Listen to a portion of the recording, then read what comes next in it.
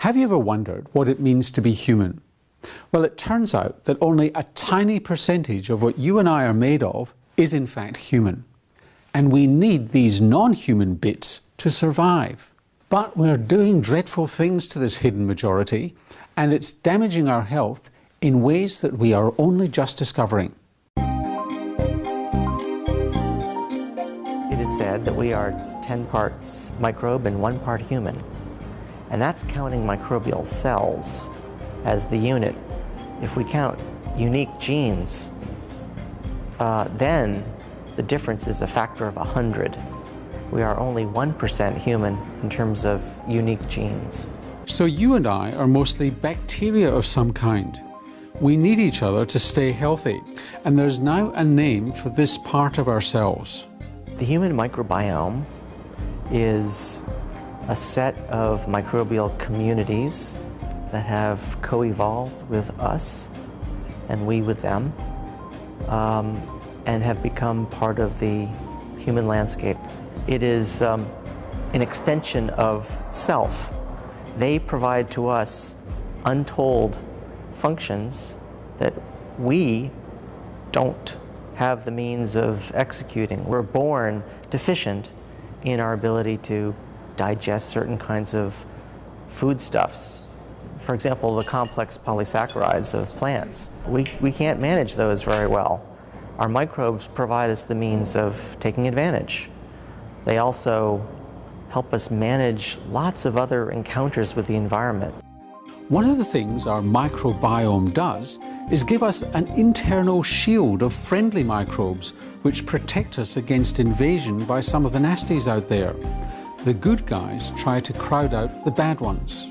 It's competitive exclusion. Another term for it is colonization resistance. So, they man the beachhead and make it hard for others to arrive and find space.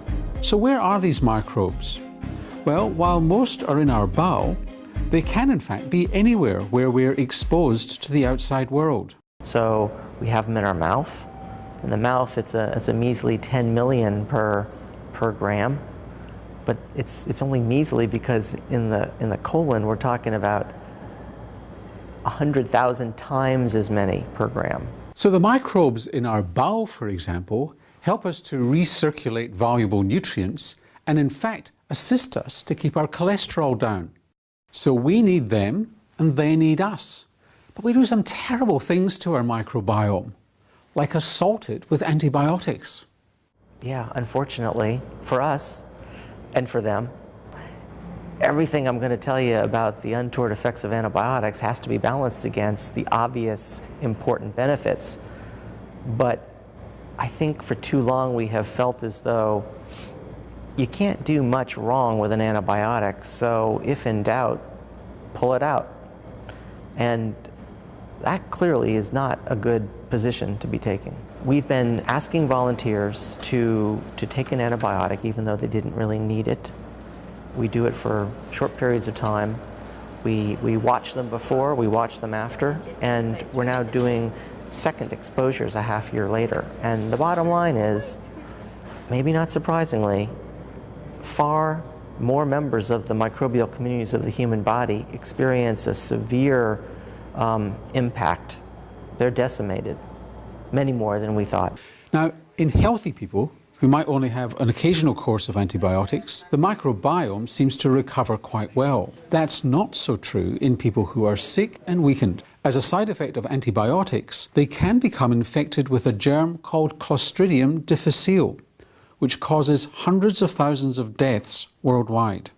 So you're right. So Clostridium difficile is the cause of large numbers of deaths, but even larger numbers of illnesses where there is a recovery, but after some cost.